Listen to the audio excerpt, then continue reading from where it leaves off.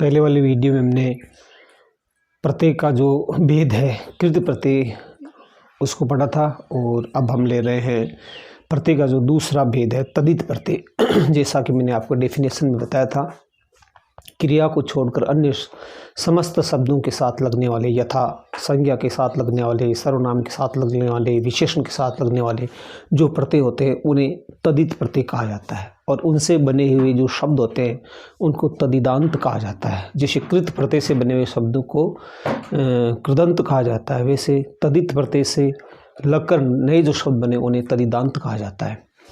तो परिभाषा की अगर बात करें तो वही वे प्रत्यय जो क्रियापदों के अतिरिक्त संज्ञा, सर्वनाम, विशेषण आदि शब्दों के साथ लगकर नए शब्दों का निर्माण करते हैं उनको तदित प्रत्यय कहा जाता है। डेफिनेशन एक बार फिर सुनिए। क्रियापदों को छोड़कर अन्य पदों, संज्ञा, सर्वनाम, विशेषण इत्यादि के साथ लगने वाले जो प्रत्यय होते हैं और उनसे जो नए शब्द बनते हैं उनको तदित प्रत्यय कहा जाता है। जैसे छात्र शब्द है, तो छात्र शब्द क्या है? छात्र शब्द संज्ञा है। यही तो हमने आपको बताया था कि या तो संज्ञा होगा या सर्वनाम होगा या विशेषण होगा, इनके साथ में अगर कोई प्रत्यय जुड़कर नया शब्द बन रहा है तो उसको हम तदित प्रत्यय कहेंगे। यहाँ पर छात्र शब्द के साथ में आ प्रत्यय लगा है तो ये बना छात्रा। अपना शब्द क्या है? सर्वनाम है और इसके साथ पन प्रत्यय लगने से बन गया अपनापन।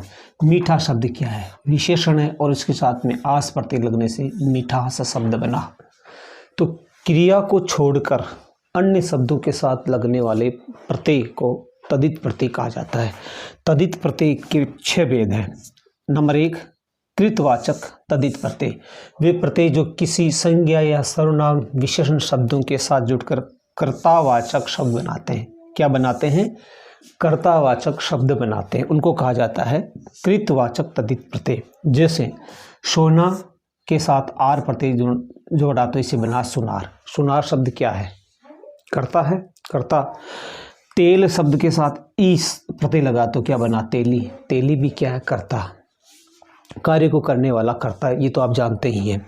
तो पहला हो गया कृतवाचक तदित प्रत्यय। दूसरा भाववाचक तदित प्रत्यय। वे प्रत्यय जो संज्ञा, सर्वनाम, विशेषण आदि शब्दों के साथ जुड़कर भाववाचक संज्ञा बनाते हैं। क्या बनाते हैं? भाववाचक संज्ञा बनाते हैं। जैसे बुरा शब्द के साथ आई प्रत्यय जुड़ा तो क्या बना? बुराई। बुरा शब्द क्या है? विशेषण है, इसके साथ आई प्रत्यय लगने से क्या बन गया? बुराई। बुराई शब्द क्या है? भाववाचक संज्ञा है। बच्चा शब्द के साथ पन प्रत्यय जुड़ गया। बच्चा शब्द क्या है? संज्ञा है, इसके साथ पन प्रत्यय जोड़ने से क्या बन गया? बचपन। बचपन क्या है? भाववाचक संज्ञा है।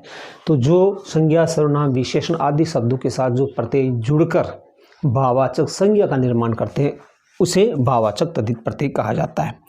अगला है संबंधवाचक तदित प्रत्यय। जो ये प्रत्यय हैं या इन प्रत्ययों के लगने से संबंधवाचक शब्दों की रचना होती है या की जाती है। जैसे चाचा शब्द है, इसके साथ एरा प्रत्यय जुड़ गया तो क्या बन गया? चचेरा। चाचा से संबंध। मामा शब्द के साथ में एरा प्रत्यय जोड़ने से ममेरा। जो मामा का लड़का होता है उसे ममेरा कहा जाता है। रस शब्द के साथ ईला प्रत्यय जोड़ने से रसीला। रस से संबंधित उसे रसीला, यानी संबंध बताने वाला। तो ये संबंधवाचक तदित प्रत्यय। अप्रत्ययवाचक तदित प्रत्यय। जिन प्रत्ययों के लगने से संतान का बोध होता है। किसका बोध होता है? संतान का बोध होता है, उन्हें अप्रत्ययवाचक तदित प्रत्यय कहा जाता है। जैसे कुंती के साथ ए प्रत्यय जोड़ने से कौन्तेय शब्द बना, यानी जो कुंती से संबंधित है, कुंती की कोख से उत्पन्न होने वाले हैं। जनक शब्द के साथ ए प्रत्यय जोड़ने से जानकी। जानकी किसका पर्यायवाची है? सीता का। जनक की पुत्री, यानी जानकी का संबंध किससे? जनक से। तो जिन प्रत्ययों के लगने से संतान का बोध होता है, यानी यह जानकी शब्द का मतलब क्या है? वैसे तो सीता की अनेक पर्यायवाची है, जैसे सीता को और भी कई नामों से जाना जाता है, लेकिन यहाँ पर जानकी शब्द आते ही इसका संबंध किससे हो गया? राजा जनक से हो गया, यानी संतान, राजा जनक की संतान को जानकी कहते हैं। इसी तरह से दशरथ शब्द के साथ ई लगने से दासरथी, यानी दशरथ के पुत्र, जो 4 पुत्र थे उनको दासरथी कहा जाता है। तो संतान का बोध कराने वाले प्रत्यय अप्रत्ययवाचक तदित प्रत्यय कहलाते हैं। उन्नतावाचक तदित प्रत्यय, जैसा कि आप जानते हैं उन्नता का मतलब जो लघुता होता है। जो प्रत्यय लघुता सूचक शब्दों का निर्माण करते हैं, छोटा छोटा रूप, उसे कहते हैं लघुता। एक होता है महता, एक होता है लघुता, बड़ा रूप महता, छोटा रूप लघुता। तो लघुता सूचक शब्दों का बोध कराने वाले ये का निर्माण कर जिन प्रत्ययों के लगने से होता है उनको कहा जाता है उनतावाचक तद्धित प्रत्यय। जैसे खाट शब्द के साथ ईया प्रत्यय लगाने से तो खटिया, छोटा जो खाट होता है उसको खटिया कहा जाता है। खाट शब्द के साथ ईया प्रत्यय लगाने से क्या बन गया? खटिया। यानी लघुता का बोध होता है इससे। खाट कहें तो बड़ा और खटिया कहें तो उससे छोटा, उसे हम खटिया कहेंगे। इसी तरह से पहाड़ शब्द के साथ ई प्रत्यय लगाने से पहाड़ी, पहाड़ का मतलब बड़ा रूप, पहाड़ी का मतलब थोड़ा छोटा रूप। तो लघुता सूचक शब्दों का बोध हो रहा है इसमें। सांप प्लस ओला सपोला निश्चय कहते हैं। छोटा जो बच्चा होता है सांप का उसको हम क्या कहते हैं? सपोला कहते हैं। तो ये लघुता का बोध कराने वाले शब्द है। तो जिन प्रत्ययों के लगने से लघुता सूचक शब्दों का बोध होता है उनको लघुता तद्धित प्रत्यय कहा जाता है। और अंतिम है स्त्री बोधक तद्धित प्रत्यय। जैसा कि नाम से स्पष्ट है, जो प्रत्यय स्त्रीलिंग का बोध कराते हैं उनको स्त्री बोधक तद्धित प्रत्यय कहा जाता है। जैसे देवर शब्द है, इसके साथ आनी लगाने से क्या बना? देवरानी। यह है स्त्रीलिंग का बोध करा रहा देवरानी शब्द।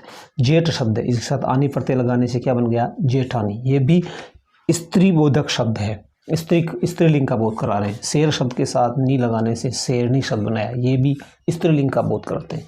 तो इस तरह से तद्धित प्रत्यय के 6 भेद हैं। कृतवाचक तद्धित प्रत्यय, और इनसे किसका बोध होता है? इनसे कर्तावाचक शब्दों का बोध होता है। भाववाचक तद्धित प्रत्यय जो भाववाचक संज्ञा का निर्माण करते हैं। संबंधवाचक से संबंध का बोध होता है। अप्रत्ययवाचक तद्धित प्रत्यय जिन प्रत्ययों के लगने से संतान का बोध होता है। उनतावाचक जो लघुता सूचक शब्दों का बोध करवाते हैं। स्त्री बोधक तद्धित प्रत्यय जिनसे स्त्रीलिंग का बोध होता हो, जिन प्रत्ययों के लगने से उनको स्त्री बोधक तद्धित प्रत्यय कहा जाता है। तो प्रत्यय के जो 2 भेद है, पहला मेरा जो प्रत्यय का जो भेद था कृत प्रत्यय, उसका अलग वीडियो है और मैंने आपको यह अलग से आपको बताया है। इस तरह से यद्यपि मैं एक अलग से क्लास मेरा एक मैं वीडियो बनाऊंगा जिसमें जो प्रत्यय हैं उन प्रत्यय के अन्य और जितने भेद हैं उन भेदों की व्याख्या करेंगे। कौन से शब्द के साथ कौन सा प्रत्यय लगता है और उसको हम उससे नया शब्द कैसे बनते हैं, कैसे उन प्रत्ययों को हम छांटते हैं। तो शायद आपको मेरा वीडियो पसंद आया होगा। अगर पसंद आया है तो फिर रोज़ की तरह मैं आपको कहता हूँ कि मेरे वीडियो को आप लाइक ज़रूर करें, सब्सक्राइब करें और शेयर करें। थैंक यू, धन्यवाद।